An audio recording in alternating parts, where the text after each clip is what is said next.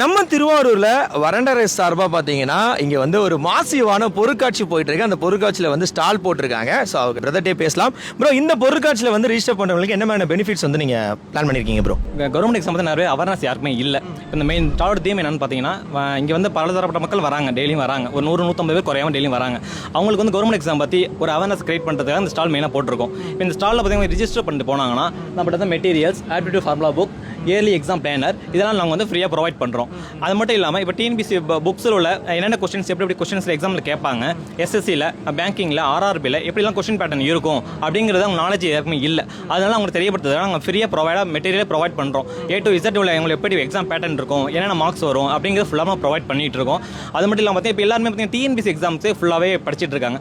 So TNPSC exam மட்டும் இல்லாமல் ஏன்னா டிஎன்பிசி எக்ஸாம் குரூப் 4 எடுத்துட்டோம்னா அது 10th குவாலிஃபிகேஷன் தான் எல்லாருமே இருக்குது. அதனால எல்லாருமே அதுவே நோக்கி போயிட்டு இருக்காங்க.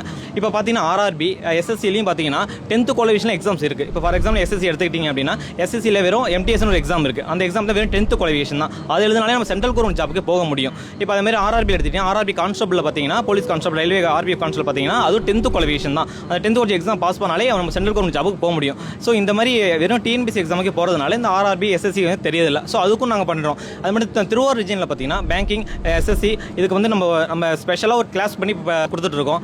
அதுக்காக தான் நிறைய பேர் தெரியப்படுத்துறதுக்காக இந்த ஸ்டால் மெயினாக போட்டிருக்கோம். ஓகே, திருவாரூர்ல எந்த இடத்துல வந்து வறண்ட ரேஸ் வந்து இருக்கு ப்ரோ? இப்போ பழைய பஸ் ஸ்டாண்ட்லேருந்து பார்த்தீங்கன்னா மார்க்கெட் வழியாக வந்து பள்ளிவாசல் தெருவில் டிஎம்பி பேங்க் மேலே அப்ஸ்டர்ஸில் இருக்குது. இங்கே வந்துட்டு ரிஜிஸ்டர் பண்ணுறதுக்கு இங்கே வந்துட்டு இந்த பேங்கிங்கில், டிஎன்பிஎஸ்சில், எஸ்எஸ்சியில், ரயில்வேஸ்லாம் ஜாயின் பண்ணுறதுக்கு, ஐ மீன் அதில் கோச்சிங் சென்டரில் வந்து படிக்கிறதுக்கு எந்த அளவுக்கு ஆர்வம் காட்டுறாங்க?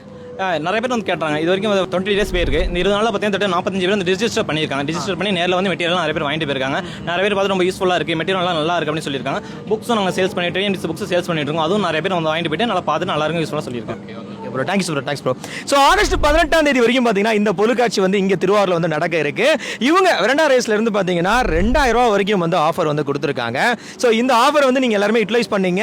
சப்போஸ் நீங்கள் திருவாரூர் நடக்கக்கூடிய இந்த பொருட்காட்சிக்கு உங்கள் ஃப்ரெண்ட்ஸ் மூலியமா, உங்கள் ஃபேமிலி மெம்பர்ஸ் மூலியமா, இல்லை கிட்ஸ் மூலியமா வரீங்க, வந்து என்ஜாய் பண்ணுறீங்க அப்படின்னா, ஸோ கவர்மெண்ட் எக்ஸாமுக்கு ப்ரிப்பேர் பண்ணிட்டு இருப்பாங்க இல்லையா, அவங்க வீட்டில் வந்து கண்டிப்பாக யாராவது ஒருத்தங்க கவர்மெண்ட் எக்ஸாமுக்காக ப்ரிப்பேர் பண்ணிட்டு இருப்பாங்க. அவங்களுக்கு இந்த மாதிரி ஒரு ஸ்டால் இங்கே போட்டிருக்காங்க. இவங்க மூலியமா நிறைய இன்ஃபர்மேட்டிவான விஷயங்களை பற்றி தெரிஞ்சுக்கலாம், மெட்டீரியல்ஸ் பற்றி தெரிஞ்சுக்கலாம், எப்படி வந்து கவர்மெண்ட் ஜாப்ஸ்க்கு வந்து அப்ளை பண்ணணும், அதில் வந்து எப்படி அடுத்த ஸ்டெப் எடுத்து வைக்கலாம் அப்படின்ற மாதிரியான நிறைய டீடைல்ஸ் வந்து உங்களால் தெரிஞ்சுக்க முடியும்.